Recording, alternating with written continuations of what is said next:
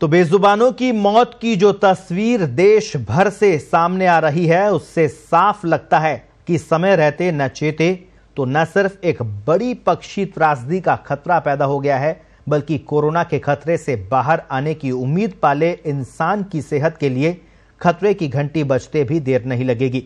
वजह यह है कि बर्ड फ्लू के वायरस बेहद खतरनाक होते हैं और ये इंसानों को भी नुकसान पहुंचा सकते हैं। ऐसे में बड़ा सवाल यह कि क्या corona, bird flu, swine flu और दूसरे वायरस जनित रोगों के लिए हम खुद जिम्मेदार नहीं हैं? क्या इन सब का कारण ये नहीं है कि आपाधापी के दौर में हमने मर्यादा में रहना छोड़ दिया? बर्ड फ्लू की फिर दस्तक हुई है तो समझना होगा कि इंसानी फितरत नहीं सुधरी तो अंजाम क्या हो सकता है। देखिए ये खास रिपोर्ट।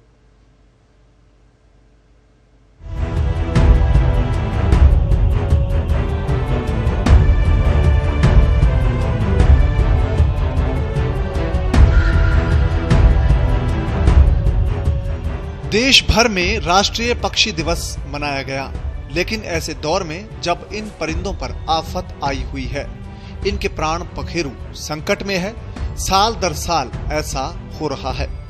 पिछले साल हुई सांभर त्रासदी सबके सामने है, मगर इस बार संकट पूरे देश में है। अब तक हरियाणा, हिमाचल प्रदेश, मध्य प्रदेश, राजस्थान, गुजरात और केरल में 84,775 पक्षियों की मौत हुई है। इनमें से हिमाचल प्रदेश, मध्य प्रदेश, राजस्थान और केरल में बर्ड फ्लू की पुष्टि हो चुकी है, जबकि हरियाणा और गुजरात के सैंपल की रिपोर्ट आना बाकी है।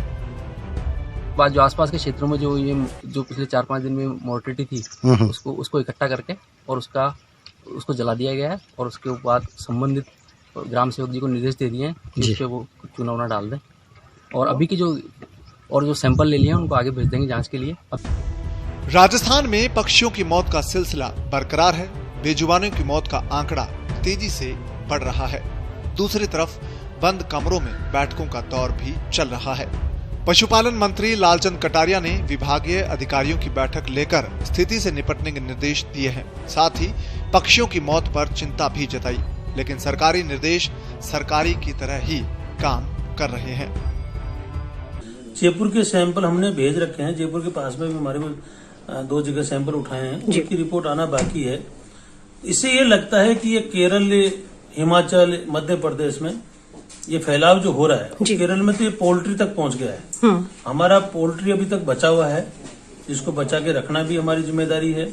हमारी जो प्रयोगशाला है उसको भी स्ट्रेंथ करने की बात हमने आज कही है। भारत सरकार के अधिकारियों से बात की गई है, उन्होंने कहा कि आप प्रस्ताव बना के भिजवाइए।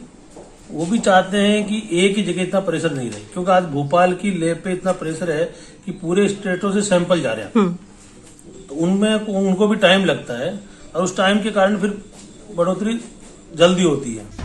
मंत्री जी की बैठक के बाद पत्रिका टीवी की वीडियो जर्नलिस्ट संजय कुमावत ने जयपुर के राम निवास बाग का दौरा किया, तो वहां सरकारी निर्देशों की पालना कराने वाला कोई नहीं मिला। यहाँ पक्षी लगातार दम तोड़ रहे थे, लेकिन उन्हें संभालने या डिस्पोज करने वाला कोई नहीं था। यह हाल तो राजधानी जयपुर के है। दूसरे जिलों और कस्बों में क्या हो रहा होगा, इसका अंदाजा आप खुद लगा सकते हैं। वो वन विभाग और अपने चिकित्सा विभाग मिलके, पशु चिकित्सा विभाग मिलके उनको अभी तो डिस्पोज कराया है। एक ही जगह से रिपोर्टिंग थी, रीछवा से, और वो अननोन सोर्स, किसी का पता नहीं चल पाया कि कहाँ से आए और कौन डाल के गया, और वो इस स्थिति में थे, वो सड़ चुके थे। उनका पोस्टमार्टम भी होना मुश्किल था, इसलिए उसको डिस्पोज करवाया। कहाँ हुई कितने पक्षियों की मौत? झालावाड़ 118, कोटा 92, बारां में 86, हनुमानगढ़ में 88, नागौर में 20, बीकानेर में 35, दौसा में 6, अलवर में 1, कुचामन सिटी में 9, बांसवाड़ा में 7, जोधपुर में 15, सीकर में 1, सवाईमाधोपुर में 34, पाली में 25, जैसलमेर में 10। ऐसी आपदा से निपटने के लिए केंद्र और राज्य सरकारों की तैयारी किस स्तर पर है, इसका अंदाजा इसी से लगाया जा सकता है कि देश में पक्षियों के सैंपल की जांच के लिए केवल एक ही लैब है, और वो भी भोपाल में। भोपाल के आनंद नगर स्थित high security animal disease laboratory में 5 वैज्ञानिकों की टीम पक्षियों के सैंपल जांचने में जुटी है। गौर करने वाली बात यह है कि यहाँ इंसानों के कोरोना के सैंपल भी जांचे जा रहे हैं। राजस्थान की बात करें तो यहाँ विशेषज्ञ मौजूद है, लेकिन आज तक लैब स्थापित नहीं हुई। लैब के लिए राज्यों की निगाहें केंद्र सरकार की ओर है। त्रासदी आ गई और राजस्थान का पशुपालन विभाग अब केंद्र सरकार को पत्र लिखने की तैयारी कर रहा है। ऐसे में सरकार की लेट लतीफी बेजुबान परिंदों की जान ले रही है। हालांकि देर शाम को मुख्यमंत्री अशोक गहलोत ने मोर्चा संभाला और पशुपालन मंत्री और विभाग के अधिकारियों को तलब किया। अब देखना यह होगा कि सरकार बर्ड फ्लू से कैसे लड़ती है।